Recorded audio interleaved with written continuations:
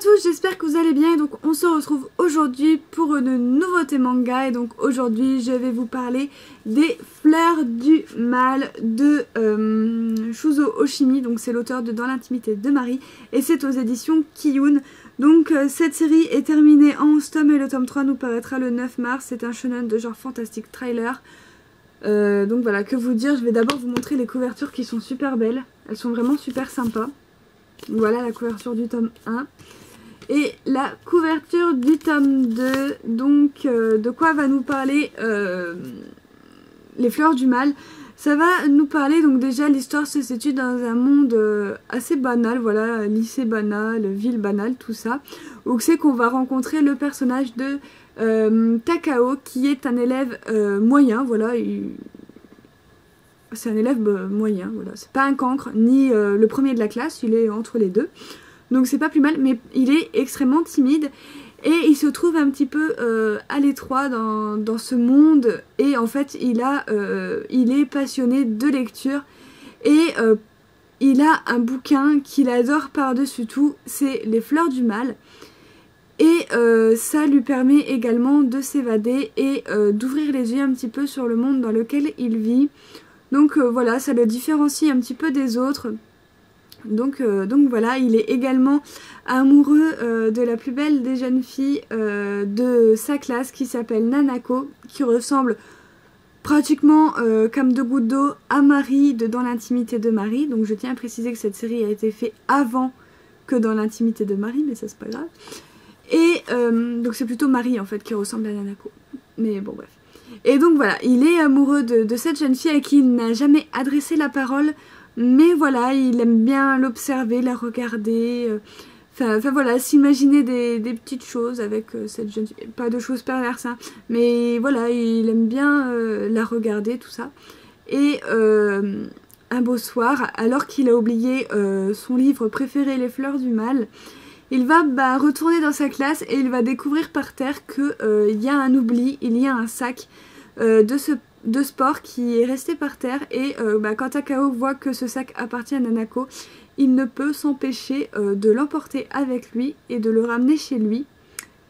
Donc voilà, même s'il n'en avait pas envie, et finalement ses pulsions en fait ont eu raison de lui et il a pris le sac. Donc voilà, et malheureusement pour lui, il y a un élève perturbateur qui est sur la première de couverture du tome 1 qui s'appelle Sawa. Et en fait, elle a tout vu. Et en fait, ce personnage-là, il est très néfaste. C'est vraiment une sadique, une peste. Elle méprise tout le monde. Voilà, elle n'aime pas ses camarades de classe, elle n'a pas d'amis. Elle méprise même ses professeurs, voilà, qu'elle traite de cons, voilà, méprisable. Voilà, elle méprise tout le monde. Et elle va faire du chantage à Takao, c'est-à-dire que si il ne veut pas qu'elle révèle comme quoi que c'est lui qui a piqué le sac de Nanako, il va devoir lui obéir au doigt et à l'œil, sinon ça va barder. Donc du coup voilà. C'est un petit peu le résumé de cette histoire. Donc voilà, il y a énormément de psychologie. On a vraiment affaire à une psychopathe dangereuse qui est ici, donc qui est Sawa, qui n'hésite pas vraiment dans ses dires à aller vraiment beaucoup trop loin, parce qu'en fait ces jeunes filles, elles s'imaginent que tout le monde autour d'elles en fait c'est que des masques en fait, c'est pas les vraies personnes telles qu'elles sont. En fait elle a l'impression qu'ils ont tous des masques et qu'en dessous c'est des gros pervers qui pensent qu'au cul. Et donc en fait son but à elle, ça va être d'enlever le masque de Takao et de faire de lui un gros pervers en fait. Et donc voilà, donc le tome 1 est vraiment tout en douceur où on met la place, voilà, des événements. Cette fille est vraiment très très barge et c'est ça qui me plaît. Je crois que c'est le personnage préféré que j'adore dans ce tome 1. Voilà, elle est sadique, elle est barge, elle va beaucoup trop loin. C'est vraiment pas un manga pour public, pour tout public. Voilà, moi je le mettrais au plus 14 ans. Je sais pas si c'est marqué, mais pas en dessous parce que ça va pas pour un trop jeune public. Vous allez pas lire Les Fleurs du Mal à 10 ans, faut pas déconner.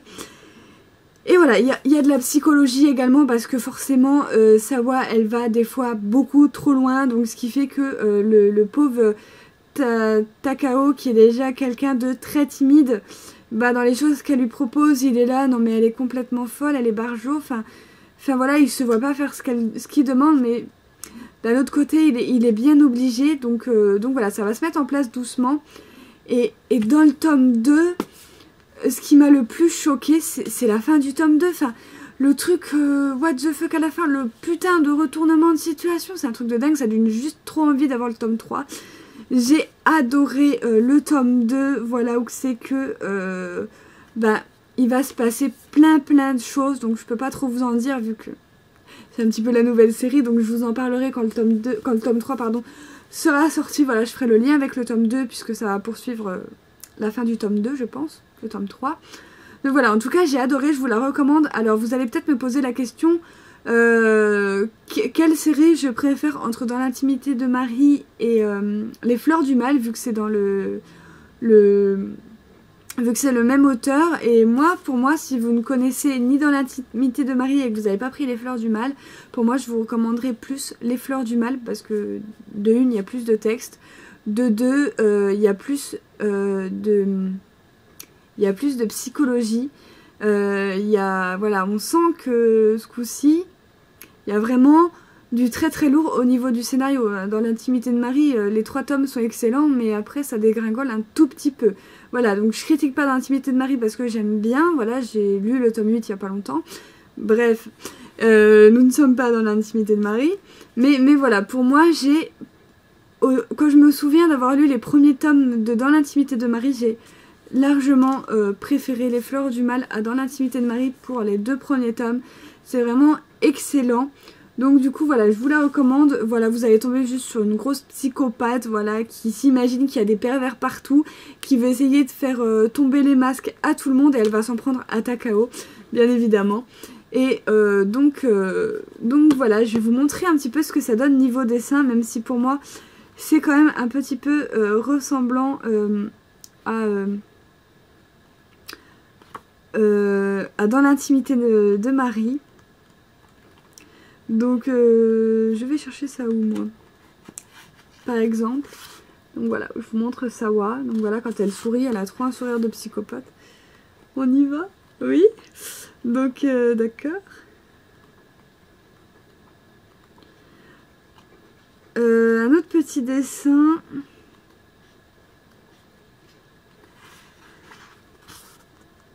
Voilà, donc comme vous pouvez voir, ça ressemble beaucoup à Dans l'intimité de Marie. Donc voilà, les couvertures sont toujours top.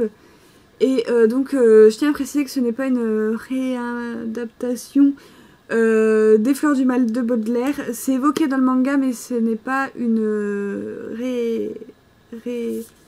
réécriture de ce fameux recueil de Baudelaire. Pour le moment, du moins. Après, je ne sais pas si ça va être plus évoqué que ça. Pour le moment, non, ce n'est pas une réécriture. Donc voilà, c'est tout simplement le manga qui tourne un petit peu autour de ça, mais ce n'est pas une réécriture. En tout cas, moi, je vous recommande la série.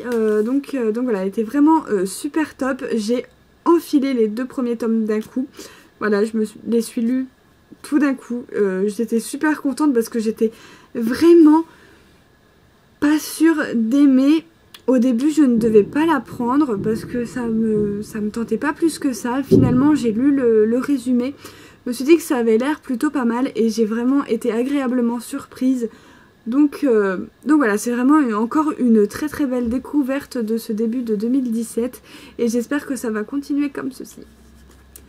Donc voilà, j'ai fini pour ma nouveauté. J'espère que ma vidéo vous aura plu. N'hésitez pas à mettre tous vos avis en commentaire. Et donc on se retrouve très bientôt pour une prochaine vidéo. Bye!